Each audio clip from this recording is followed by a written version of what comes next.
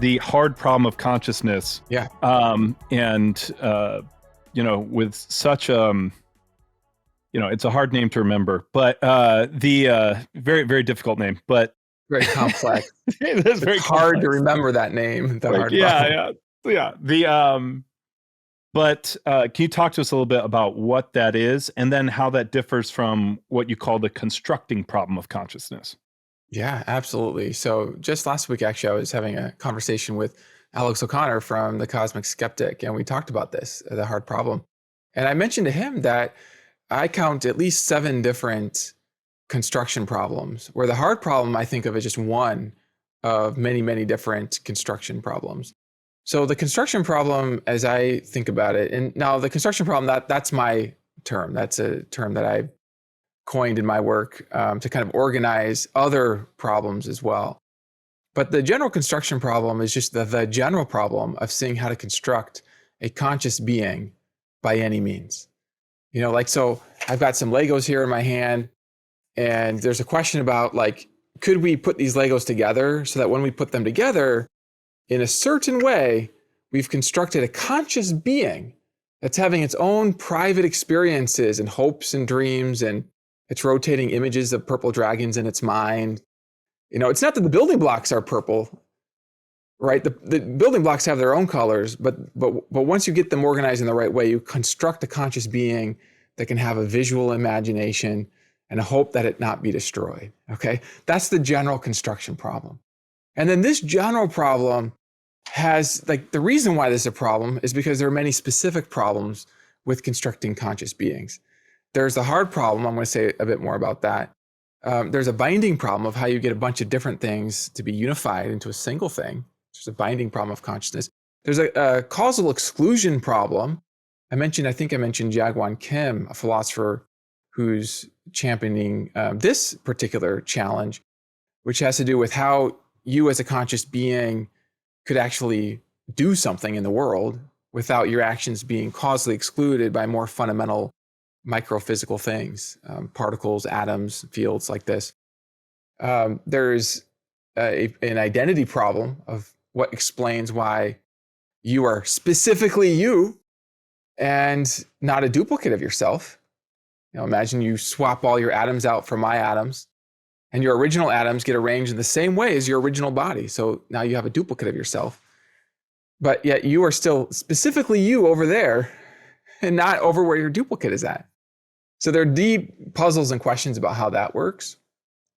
And so on. There are other problems, and these are problems for everybody. I mean, everybody faces these problems. In my book, I talk about, if you believe in God, you don't just roll away the problem just because you believe in God. Because if you believe in God, presumably you think that God is at least a possible being. If you think he's an actual being, he's got to be a possible being.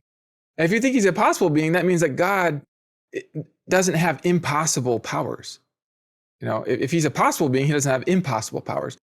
And so if it's impossible to make square circles, for example, circles that are not circles, if that's impossible, then not even God could do that.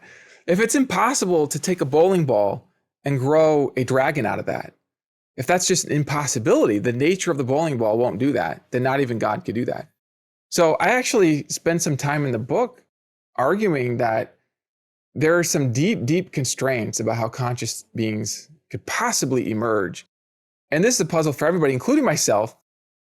And there are certain theories where, not even God could turn a rock into a conscious being. And I mean that sincerely. I think that's as impossible as making square circles because of those particular problems. So just to kind of focus in on the hard problem just a little bit, without going into too much detail on all the other problems, just to kind of focus in on this. This is a problem of seeing how you can explain the emergence of qualitative states of consciousness, like the smell of coffee or the experience of listening to a symphony. How you can explain the emergence of these things purely in terms of the vocabulary of physics, talking about the positions of particles moving and hitting each other. Some people say, well, you just need more complexity. You need enough particles, right?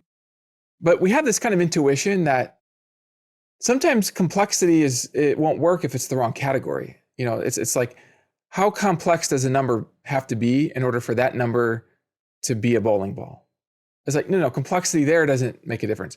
If you have mental images, I was thinking about this actually today. I was with my kids at the park, and lo and behold, I was thinking about consciousness with them. I mean, they were running around, but I was like thinking about this material problem of how can you get consciousness with the wrong material? And one way of kind of illustrating this is just coming up with examples where kind of everybody would agree you can't build a conscious being out of that material. And I was thinking about the materials within consciousness. So like materials like while you're dreaming, you have a scene of, let's say, some mountains. And imagine that in your dream, the scene of mountains kind of explodes into little like particles in your dream, right? And then you could ask yourself, well, could those little dream particles have images of purple dragons? Could those very particles be conscious? Not could they be in your consciousness, could they have their own consciousness? Could they turn into a conscious being and then hope that you don't wake up because then they'll go away, right? Is that possible? And I would say that we actually have a power through insight into the nature of these things to see that, no, that's not possible, okay? Now, the hard problem is saying something a little bit more modest. What it's saying is that we don't really see how to explain. We don't have a way of seeing how it is possible just by understanding the nature of the items and then organizing them in certain ways. Okay. Now here I was talking about the brain imagery, but now let's shift to particles of sand. Can you take some particles of sand, get the wind to blow in just the right way, and the particles enter into a formation that is simulating a nervous system, okay, or a brain, like a little brain, right? And how do we know? Maybe that happens, right? But the idea is that there's no description of the positions of those particles, of the motions of the particles, of the number of particles, that from the knowledge of that description, you can just see that, oh, those particles would have private conscious experiences. I think you can actually, I kind of make the argument, you can actually see that they can't. You actually have a way of seeing that's the wrong material.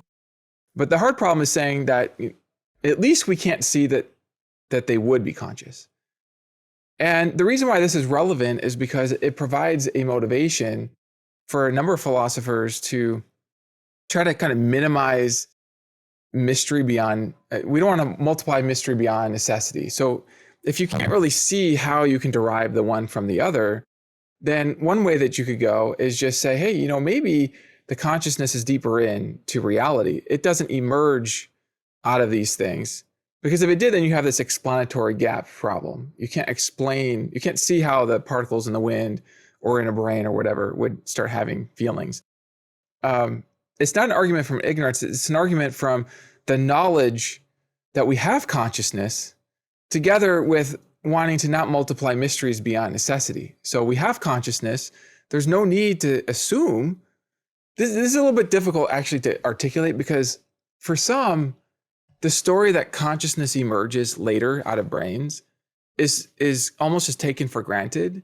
So that for me to even tell this alternative story can sound a little bit confusing. But I want to just say, like, there's another paradigm. It's like you can just like turn the airplane around, just flip the airplane around. There's like another way of explaining all of reality where you take what's known would be conscious beings, consciousness, and the contents within consciousness. You take what's known, and then instead of explaining that in terms of posits that aren't known to exist, you explain the physical things that are known to exist in terms of categories that are also known to exist. So you're explaining the known in terms of the known. And so you have a framework where you have consciousness being fundamental, and then the physical stuff gets explained in terms of that.